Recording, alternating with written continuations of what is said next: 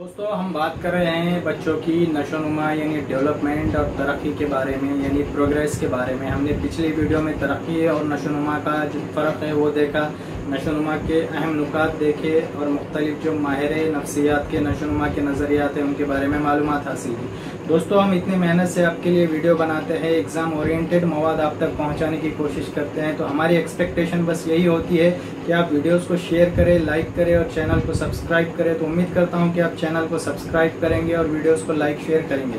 आज के वीडियो में हम जो मुख्तलिफ नशोनुमा के अदवार हैं उनके बारे में बात करेंगे और देखेंगे कि कौन से अदवार में बच्चे के अंदर क्या चेंजेस आते हैं, बच्चा किस तरह से डेवलप होता है, उसकी हमारे तालीमी निज़ाम में कौन सी अहमियत है कौन से दौर की, और कोरिलेट करके यानी उसका रब्त बनाकर हम इन माहिर नफ्सियात के नज़रियात के साथ रब्त बनाकर उसे समझने की कोशिश करेंगे।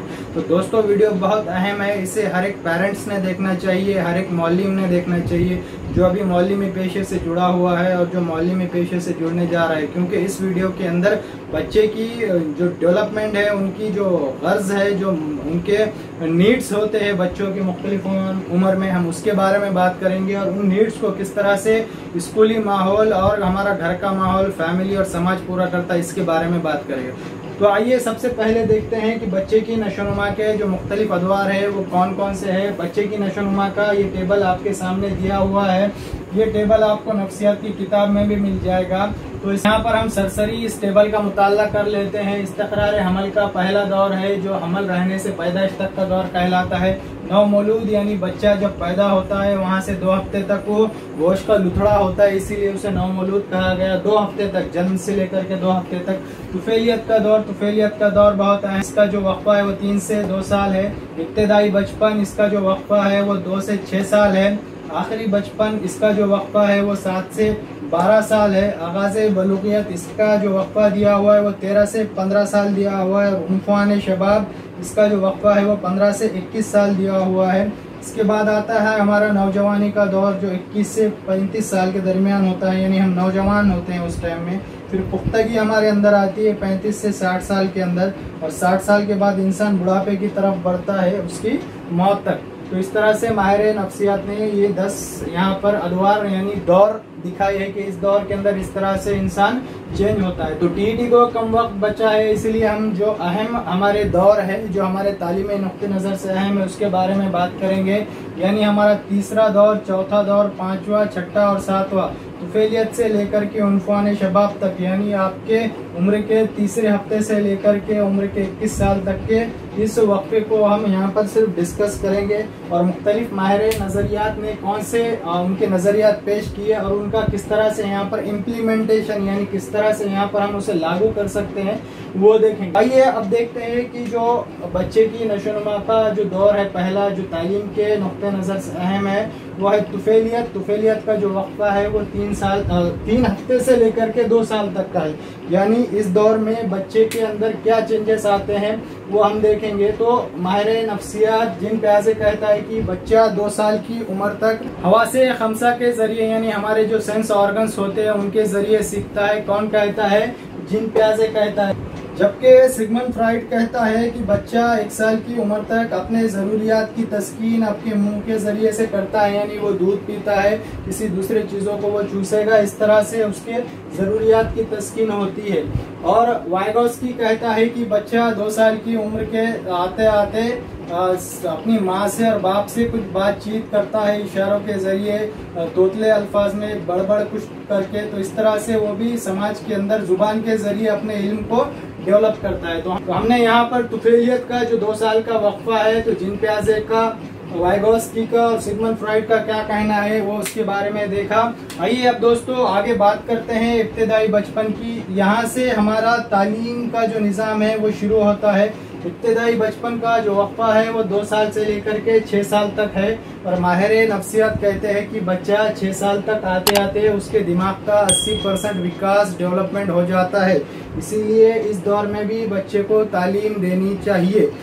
अब देखते हैं जिन प्याजे क्या कहता है। तो जिन प्याजे कहता है कि बच्चा 2 से 6 साल की उम्र तक आते आते तकरीबन जो है तो जुबान सीख लेता है और वो अपने आप से बात करता है, अपने आप से जो बड़बड़ करता है बजाते खुद से अकेले में तन्हाई में, उसे उसने ईगो सेंट्रिक स्पीच कहा है। बात याद रखिए, जीन पियाजे ने जो बच्चा खुद से बात करता है उस स्पीच को, उस जुबान को, उस लैंग्वेज को ईगो सेंट्रिक स्पीच कहा है। जबकि माहिर नफ्सियात वाइगोस्की बच्चे की वजाहत खुद से बात करने की एक्टिविटी को या उस हरकत को प्राइवेट स्पीच कहता है। ये बात आप याद रखिए। सोशल स्पीच 2 साल तक वो अपने माँ बाप से बात करता है, प्राइवेट स्पीच वजाहत खुद से बात करता है। जबकि ईगोसेंट्रिक स्पीच का ताल्लुक जीन पियाजे से है। जबकि सिगमंड फ्राइड कहता है कि बच्चा 1 साल से लेकर के 3 साल तक एनल के जरिए यानी पेशाब और टॉयलेट की जगह से अपने जरूरियात की तस्कीन करता है। उसे टॉयलेट और पेशाब जाना अच्छा लगता है, उसे उसमें सुकून दिखता है। तो अगर से आप गौर करें तो 3 साल के बच्चे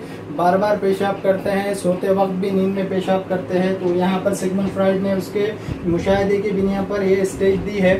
उसी तरह से सिगमंड फ्राइड ने जो तीसरी स्टेज दी है उसके नजरिए की, नफ्सियाती तज्जियाती नजरिए की, उसने तीसरे स्टेज को फैलिक कहा है। P for phallic. फैलिक के मायने हैं यहाँ पर कि बच्चा जो अपोजिट जेंडर है यानी जो मुख्तलिफ जिन्स है, यानी लड़का जो है तो अपने माँ को अट्रैक्ट करेगा, माँ से उसकी ज्यादा रग़बत रहेगी, और लड़की जो है तो अपने बाप से ज्यादा रग़बत दिखाएगी। इस उम्र में 3 से लेकर के 5 साल की, और उसने फैलिक नाम दिया है। यानी यहाँ पर हमने 6 साल का वक्फा देखे, यहाँ पर भी 6 साल का वक्फा देखे, और यहाँ पर भी ये 6 साल का वक्फा है। तो इस दौर के अंदर बच्चे जो है तो जुबान के इस दौर के अंदर बच्चों की जो है तो जुबान की तरक्की तेजी से होती है। इस तरह से आपका जीन पियाजे भी कहता है और वाइगोस्की भी कहता है। तो ये आप याद रखिए, एग्जाम में पूछेगा कि बच्चे की लिसानी तरक्की यानी जुबान सीखने की तरक्की किस दौर में तेज होती है, तो वो है इब्तिदाई बचपन यानी आपका 2 साल से लेकर के 6 साल का वक्फा। इस दौर के अंदर बच्चे खिलौने खेलना, रंग खेलना, उसी तरह से मिट्टी से खेलना पसंद करते हैं। तो इस दौर की तालीमी अहमियत ये बताई गई है कि बच्चों को खेल खेल में तालीम दी जाए, उनको माहौल से मुतारुफ कराया जाए, उनको हिस्सी आज़ा यानी हमारे सेंस ऑर्गन का इस्तेमाल सिखाया जाए, उनको एक्टिविटी करने के लिए दी जाए, और इन तमाम चीज़ों का जो इम्प्लीमेंटेशन होगा यानी इसके ऊपर अमल आवरी होगी, तो वो आपके जो बच्चा स्कूल है यानी जिसे हम केजी कहते हैं, इन केजी स्कूल के अंदर आप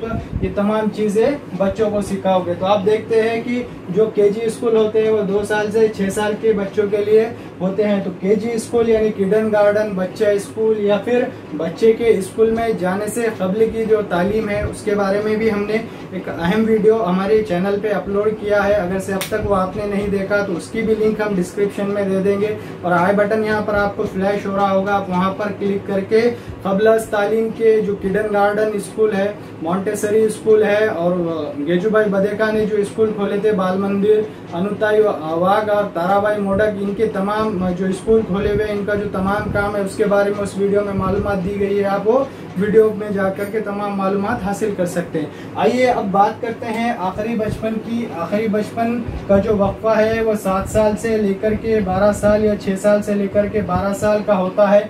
ये वो वक्फा होता है जिसके अंदर बच्चा स्कूल के अंदर यानी पहली में दाखिला लेता है। और इस दौर का अगर से हम जीन पियाजे के थ्योरी के मुताबिक मुताला करें तो जीन पियाजे कहता है कि 7 साल से लेकर के 11 साल तक की उम्र में, वहाँ पर 12 साल है तो इसे 12 ही पकड़िए, 7 साल से लेकर के 12 साल की उम्र में बच्चों के अंदर CCS डेवलप हो जाता है। CCS यानी इसने ये 3 स्किल बताए, 3 सलाहियतें बताई जो बच्चों के अंदर डेवलप हो जाती है।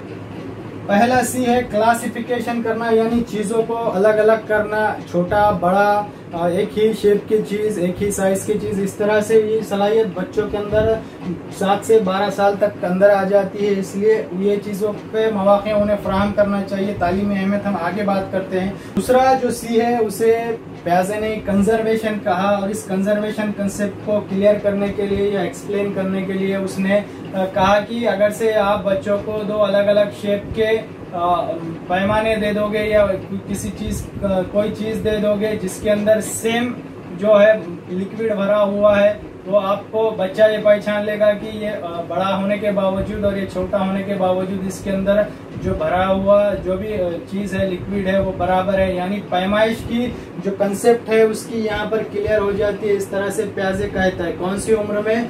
7 से लेकर के 11 साल की उम्र में, जो आपका आखिरी बचपन का दौर कहलाता है। उसी तरह से प्याजे कहता है कि बच्चे के अंदर एस स्किल यानी एस फॉर सीरिएशन, सीरिएशन यहाँ पर सीरिएशन को उसने एक्सप्लेन करते हुए कहा है कि किसी चीज को तरतीब के अंदर लगाना, चढ़ती तरतीब नीचे से ऊपर, उतरती तरतीब ऊपर से नीचे, इस तरह से उसने यहाँ पर सीरिएशन को बयान किया है। तो यहाँ पर ये चीजें बच्चे के अंदर डेवलप हो जाती है। जबकि सिगमंड फ्रॉइड कहता है कि इस दौर के अंदर यानी 5 से 12 साल के अंदर बच्चों की जो स्टेज होती है वो लेटेंसी होती है। लेटेंसी यानी इस दौर में जो सेम जेंडर होता है बच्चे उसे अट्रैक्ट करते हैं। यहाँ पर फैलिक में अपोजिट जेंडर को अट्रैक्ट कर रहे थे, लेकिन लेटेंसी में सेम जेंडर को बच्चे अट्रैक्ट करेंगे, यानी बेटा बाप के पास रहेगा और बेटी माँ के पास रहेगी इस दौर के अंदर। इस तरह से सिगमंड फ्रॉइड कहता है। जबकि वाइगोत्स्की कहता है कि बच्चा 7 साल के उम्र में आते आते साइलेंट स्पीच सीख लेता है, यानी दिल का दिल में बात करना हम जिसे कहते हैं, यानी वो दूसरों को सुनाई ना दे। तो साइलेंट स्पीच का जो कंसेप्ट है वो भी वाइगोत्स्की का है। प्राइवेट स्पीच 3 से 6 साल के बीच बच्चा बोलता है, यानी जो बच्चा बड़बड़ करता है बजाते खुद से कुछ भी जो बातचीत करता है उसे हम प्राइवेट स्पीच कहेंगे। और साइलेंट इनर स्पीच यानी दिल का दिल में हम जो खामोशी के अंदर बात करते हैं दिल से, उसे साइलेंट स्पीच कहा है। ये जो है तो हमारे अंदर सलाहियत 7 साल के बाद आती है, इस तरह से वाइगोत्स्की कहता है। तो माहिर नफ्सियात के जो नजरियात है उसके मुताबिक बच्चे के अंदर सीसीएस डेवलप हो जाता है। तो इसकी तालीमी अहमियत यह है कि इस दौर के अंदर हम बच्चों को पैमाइश से मुतालिक मुख्तलिफ मिसालें दें, पैमाइश से मुतालिक उनकी कंसेप्ट क्लियर कराए, साथ ही साथ जो चीजें उन्हें अलग करना है, अलहदा करना है, वो जो कंसेप्ट है छोटा बड़ा ऊंचा उस तरह के जो कंसेप्ट है वो सरगर्मी देकर उनकी क्लियर करे और पुख्ता बनाए। साथ ही साथ सीरिएशन, तरतीबवार अमल किस तरह से लगाना, ये तमाम चीजें हम उन्हें यहाँ पर सिखाएंगे। उसी तरह से इस दौर के अंदर बच्चे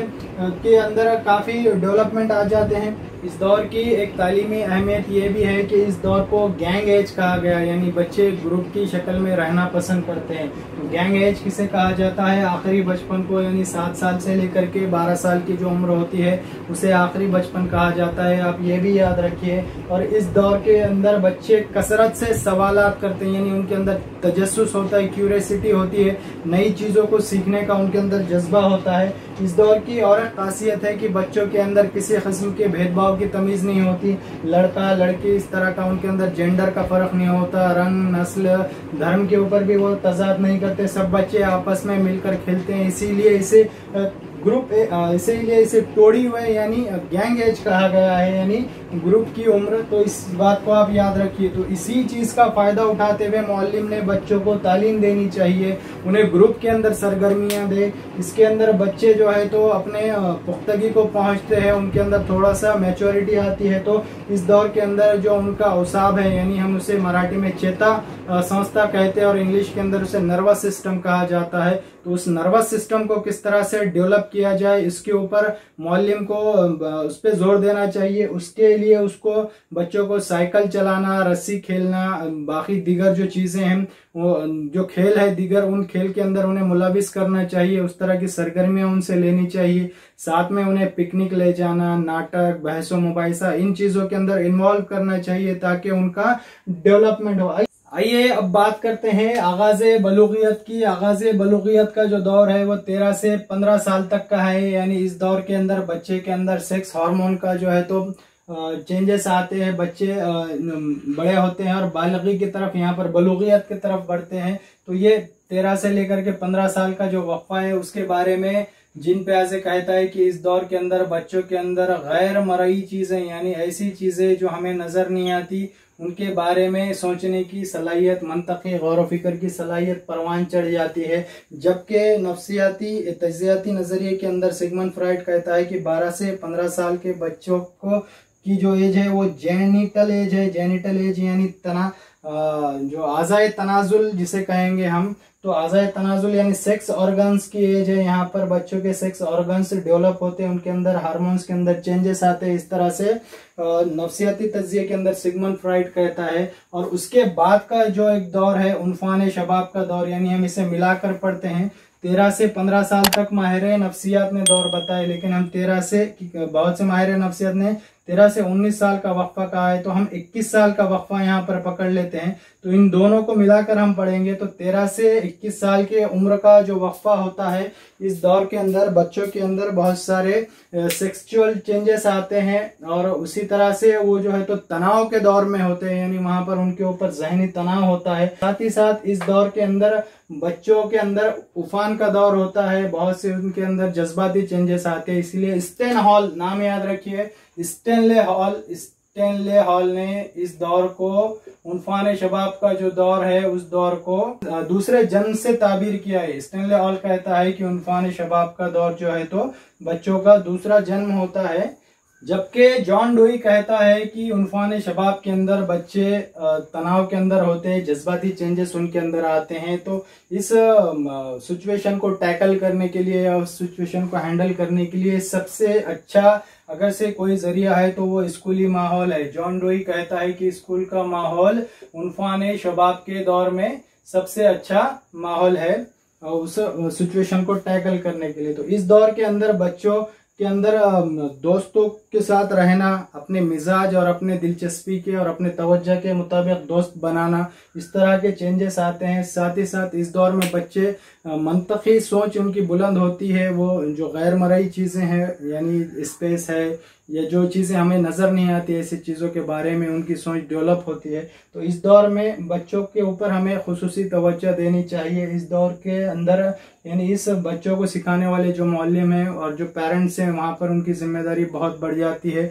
इस दौर के अंदर बच्चे जराइम की तरफ भी राग़िब हो सकते हैं, नशे की आदत भी उन्हें लग सकती है, सिगरेट पीना, उसी तरह से जो बाजारू औरतें हैं उनके कांटेक्ट में आना, ये तमाम मसाइल इस दौर में हो सकते हैं। हार्मोन्स के चेंजेस की वजह से उन्हें जिनसी बीमारियां भी लाहक हो सकती है। और इन तमाम चीज़ों को जहन में रखकर एक मौलिम ने और एक पेरेंट्स ने बच्चों के जो फितरी तकाजे है यानी जो उनकी नेचुरल नीड्स है या उनके जो नेचुरल डिमांड्स है उसके मुताबिक यहाँ पर हमें उनको रद्द अमल देना चाहिए। तो इस दौर में मौलिम के और वालिदैन की ये जिम्मेदारी है कि वो बच्चों के साथ दोस्ताना ताल्लुक बनाए रखे, उन्हें इस दौर में डांटा ना जाए। अगर से मौलिम बच्चों को डांटेगा या उनके इंसल्ट करेगा लड़कियों के सामने, तो उसकी दो चीज़ें होगी, एक तो वो एहसास कमतरी का शिकार हो जाएगा, डिस्करेज हो जाएगा, अपने आप को कमज़ोर समझने लगेगा, और दूसरा या तो फिर वो मौलिम से नाराज़ हो जाएगा, उसका इंटरेक्शन जो है तो मौलिम के साथ उसका रिलेशन अच्छा नहीं रहेगा। उसी तरह से सेम चीज़ वालिदैन के साथ भी हो सकती है। तो इस दौर में बच्चों को डांटे ना,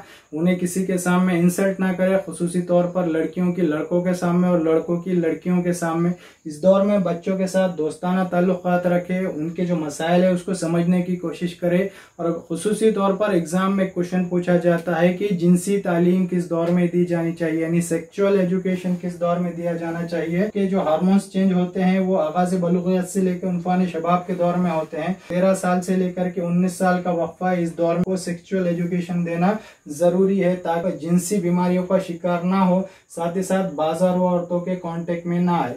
तो इस दौर के अंदर बच्चों को हमें बिजी रखना बहुत ज़रूरी है। वालिदैन का भी ये फरीज़ा है और टीचर का भी ये फरीज़ा है कि बच्चों को मुख्तलिफ़ किस्म की एक्टिविटी दे, उन्हें ड्राइंग, रिटन वर्क, साथ ही साथ ट्यूशन्स, जो भी प्रोग्राम है उसके अंदर उन्हें इन्वॉल्व रखे, उनके ऊपर खुसूसी तवज्जो दे कि बच्चा कहाँ जा रहा है, कहाँ नहीं जा रहा है। तो इस तरह से अगर से हम उनकी तरबियत करेंगे तो यहाँ पर बच्चा बिगड़ने से बच जाएगा और उसकी सही तरबियत होगी और वो जवानी के दौर में पहुँचने के बाद थोड़ा सा मैच्योर हो जाएगा। अब बचता है यहाँ पर कोहलबर्ग का मॉरल यानी अखलाकी नज़रिया। तो इसने उसके छः एस्पेक्ट्स बताए हैं, 3 उसने यहाँ पर उसके सतह बताई है या 3 उसने यहाँ पर उसके स्टेजेस बताई है और हर स्टेज के उसने 2 पहलू बताए हैं।